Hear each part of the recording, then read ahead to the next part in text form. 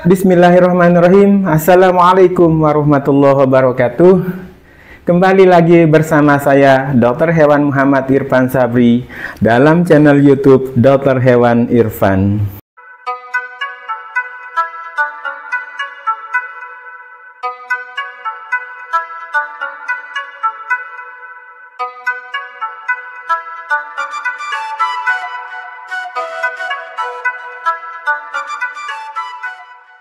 Kali ini kami akan menyampaikan bagaimana teknik-teknik dasar untuk menghentikan perdarahan.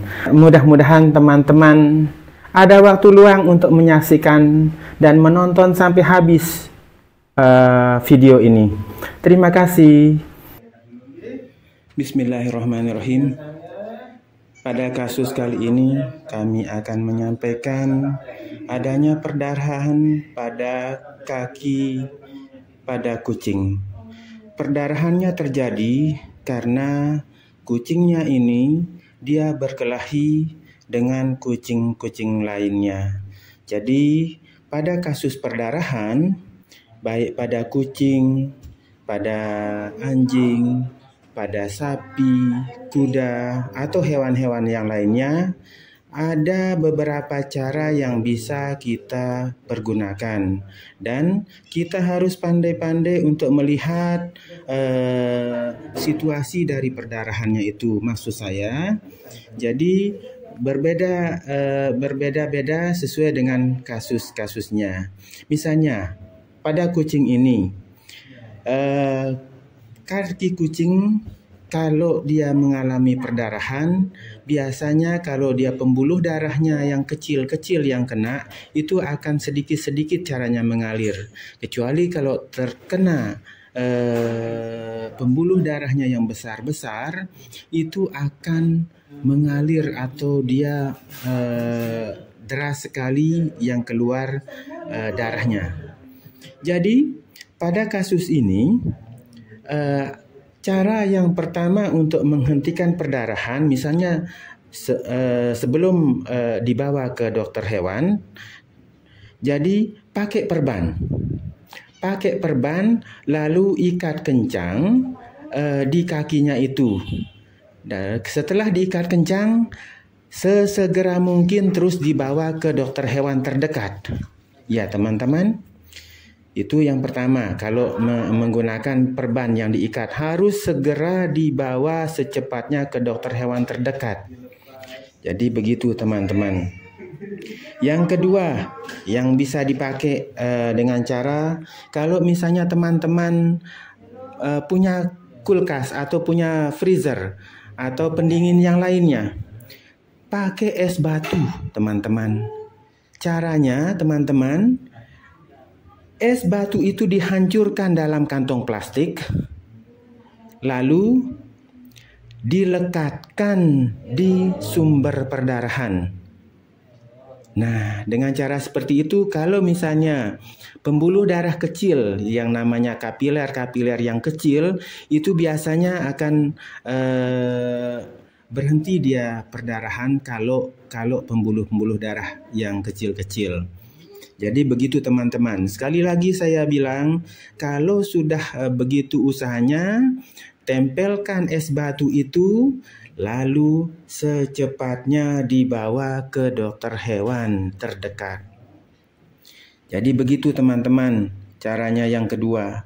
Kemudian, kalau misalnya teman-teman sudah ada di lapangan misalnya, tidak bawa perban, tidak ada es batu, atau perumahan di sana jauh, misalnya di padang, di tempat-tempat yang terpencil.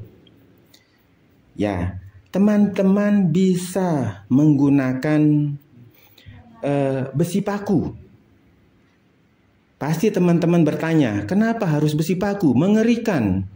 Ya, begitulah, tiada rotan akar pun jadi. Di kondisi-kondisi seperti itu, teman-teman bisa menggunakan besi paku dengan cara, pertama, tolong panaskan ujung besi paku itu. Begitu teman-teman, begitu dipanaskan ujung besi paku itu, lalu teman-teman harap membersihkan daerah yang luka. Harap membersihkan daerah yang luka itu dengan tisu atau dengan kain yang bersih atau dengan bahan-bahan lain supaya akan kelihatan dari lokasi mana perdarahan itu terjadi. Jadi begini maksud saya teman-teman, kalau sudah dibersihkan dengan tisu atau dilap dengan kain, itu akan kelihatan dari mana sumbernya dia keluar darahnya. Dengan cara seperti itu, langsung ujung dari besi paku itu tempelkan di daerah yang sumber utama merembesnya darah tersebut. Jadi begitu teman-teman. Insya Allah kalau misalnya sudah ditempelkan besi paku yang ujungnya yang sudah dipanaskan itu, secara spontan akan menghentikan perdarahan itu. Saya memikirkan di sini misalnya Anda di daerah yang jauh terpencil. Dokter hewan juga di sana jauh dan terpencil. Itu pun kalau ada. Jadi teknik Anda sebelum dibawa ke dokter hewan, tolong dilakukan dengan besi paku ini. Jadi maaf teman-teman, memang agak sadis terdengar kalau kita menggunakan besi paku. Atau bisa sebenarnya pakai besi-besi beton yang lain yang dipanaskan bisa saja. Tapi ini sebagai anunya aja, sebagai contohnya aja, contoh sederhana saja. Jadi begitu teman-teman. Ini masalah yang terjadi pada kasus yang pembuluh darah besarnya kena. Tapi kalau misalnya pada kucing ini kucing ini sebenarnya dia dari pagi dia ngebel dan saya bisa menanganinya agak siang. Jadi agak jauh karena saya sudah dikirimin videonya sama klien ini bahwa perdarahan yang saya lihat dia tidak terlalu besar, jadi bisa ditangani agak pelan. Tapi di sini karena waktu dia dibawa ke klinik, kucing ini masih rembesan-rembesannya sedikit.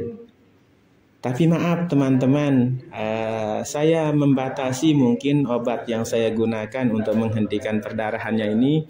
Maaf teman-teman, ini kalau udah masuk di klinik berarti kami mengobatinya secara medis. Jadi teknik-teknik yang saya sebutkan tadi memang teknik-teknik sederhana saja kalau kita jauh dari dokter hewan, pertama. Yang kedua, tempat lokasi kejadiannya sangat terpencil. Yang ketiga, keterbatasan alat dan obat-obatan yang dipakai. Contoh yang sering terjadi juga perdarahan, pemotongan kuku. Baik itu pemotongan kuku kucing, pemotongan kuku anjing, atau pemotongan kuku burung. Jadi di sini kalau kita tidak tahu posisi yang kita untuk memotong kuku, biasa terjadi perdarahan. Salah satu contoh dulu, pernah ada seseorang yang memotong sendiri kuku burung kakatuanya. Kukunya itu terlalu pendek dipotong, akhirnya keluar perdarahan. Perdarahannya itu tidak berhenti karena dia telat membawa ke dokter hewan. Jadi tahu teman-teman akibatnya karena kekurangan terus mengocor darah dari kuku burung itu, akhirnya burung itu mengalami kelumpuhan sebelah kakinya sebelah dia tidak bisa digerakkan secara bebas lagi. Jadi begitu teman-teman, jangan anggap remeh itu perdarahan di kuku, baik kuku burung, kuku anjing, kuku kucing, karena khusus untuk pemotongan kuku dia sangat sulit terjadi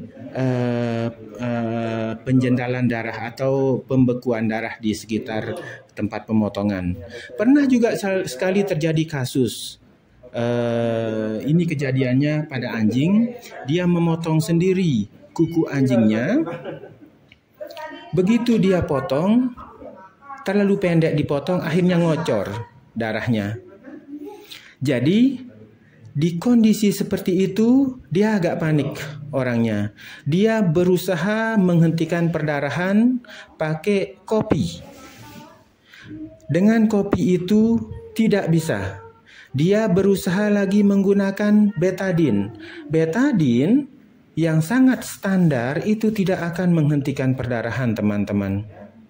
Jadi disinilah makanya dalam kondisi-kondisi tertentu Anda, teman-teman, harus sesegera mungkin membawa ke dokter hewan terdekat untuk dilakukan penanganan medis secara maksimal.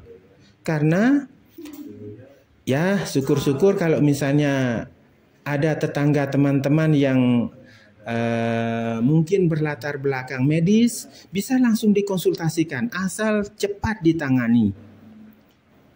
Ya, teman-teman. Tapi maaf aja teman-teman, kalau obat yang saya sebutkan ini memang harus dengan resep dokter.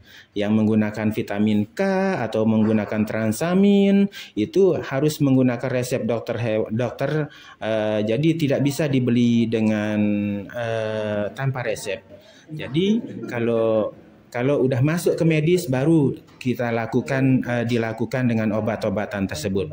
Jadi begitu teman-teman, kalau seandainya mengalami perdarahan di lapangan, kalau tidak segera dibawa ke dokter hewan terdekat, bisa dipakai cara sederhana itu dulu untuk mengurangi perdarahan. Karena begini teman-teman, kalau sudah perdarahan itu banyak terjadi, kemungkinan terbesar terjadi hal-hal yang tidak diinginkan. Misalnya kayak pertama tadi, dia bisa menyebabkan dia lumpuh di burungnya klien itu. Kedua, bisa menyebabkan dia anemia. Dan terakhir yang bisa, kalau misalnya terlalu banyak darahnya yang keluar, selain mengerikan juga menakutkan. Bisa saja dia out atau mati gara-gara perdarahan itu. Demikian teman-teman video yang bisa disampaikan. Mudah-mudahan ada manfaatnya buat kita semua. Jangan lupa like dan subscribe di channel YouTube saya, Dr. Hewan Irfan. Demikian, wassalamualaikum warahmatullahi wabarakatuh.